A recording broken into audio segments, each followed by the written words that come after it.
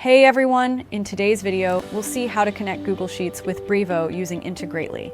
Now automatically send contacts or data from Google Sheets straight into Brevo. First head over to integrately.com, then log into your Integrately account. First, select Google Sheets as your trigger application.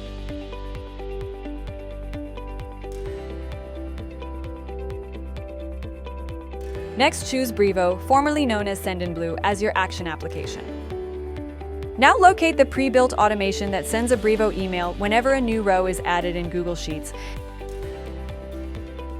and click Activate.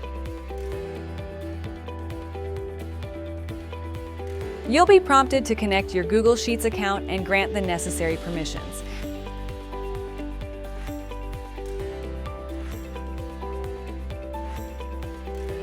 Then select the specific spreadsheet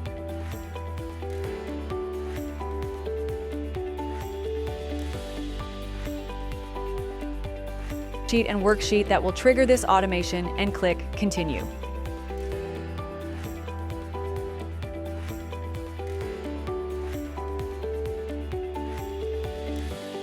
Now connect your Brevo account by entering the API key and proceed.